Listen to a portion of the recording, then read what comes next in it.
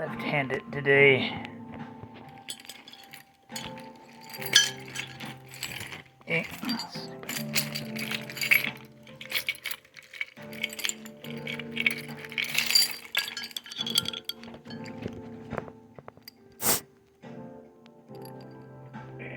Sorry.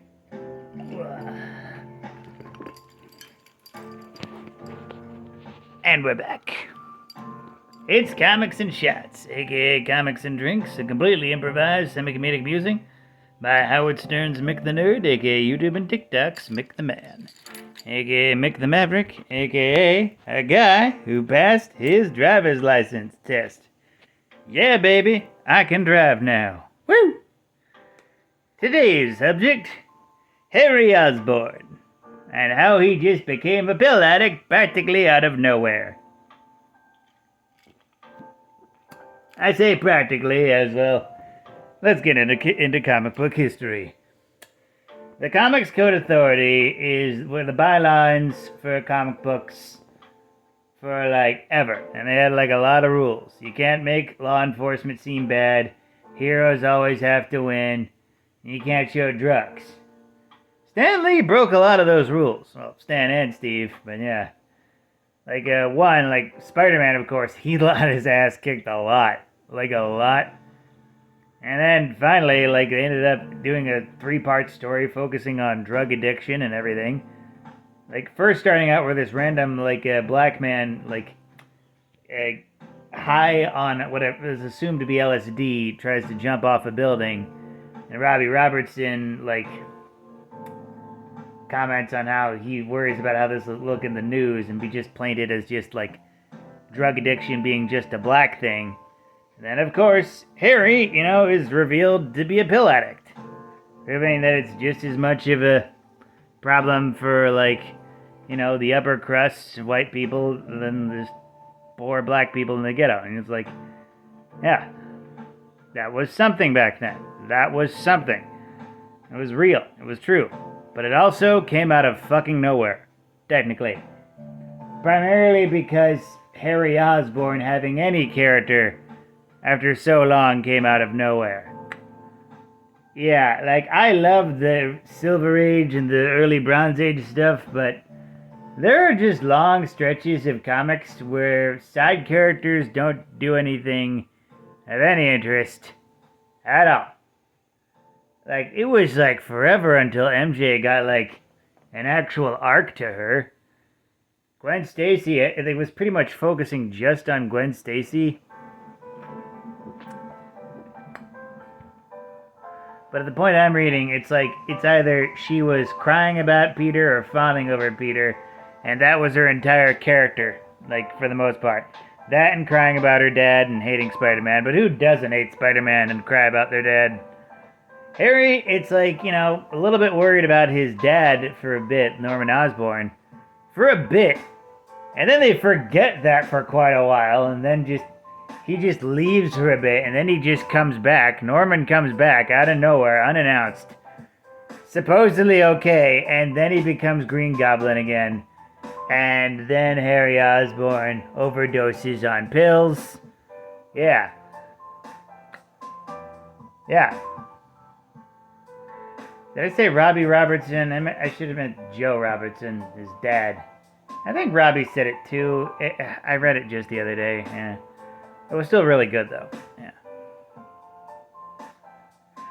Wait, Robbie Robertson? No, Randy Robertson. Why can't I remember any of the Robertsons' names? Ugh.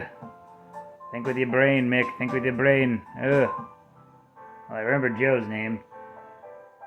I remember Randy got shot recently in the modern comics. Thanks a lot, Janice. Just had to be the big gang person.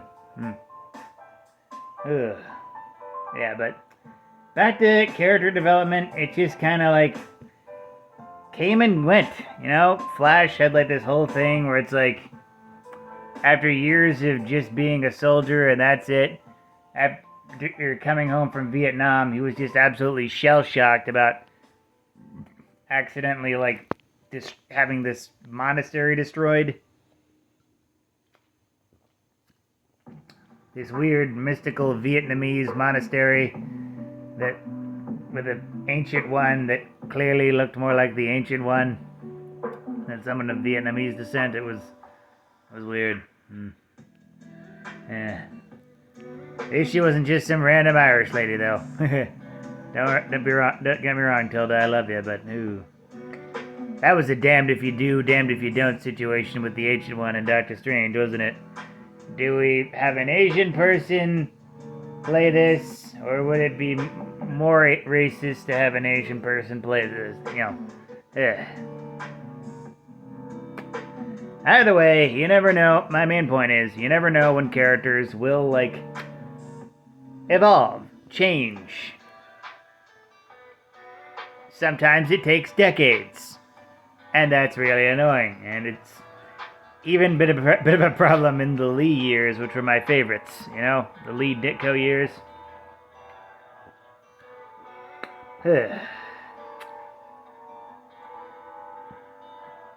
Oh my god, at the point I'm reading this, I can't remember the last time Ned Leeds said anything either. God, I can't wait for him to die. That'll be the closest thing to actual character development he'll have in years, I'm at like issue 111 right now, and it's like, when has Ned Leeds ever said anything? Or Betty Brant? Joe, people love Joe Robertson. He's awesome. Yeah, J. Jonah Jameson and Joe, they bounce off each other really good. Yeah. But Ned, as stupid as the Hobgoblin story was, Ned needed something. He was so boring.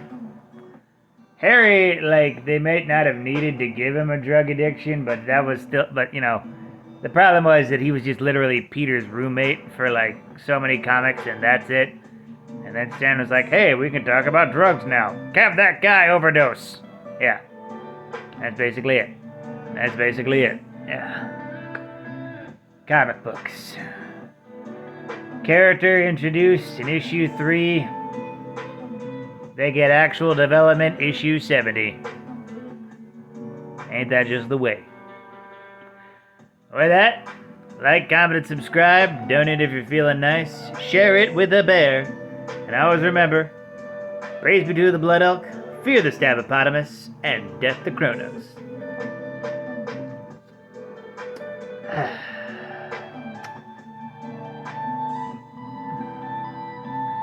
My middle finger has been sore all day, and I've been looking so forward to flipping people off. Have a night, folks.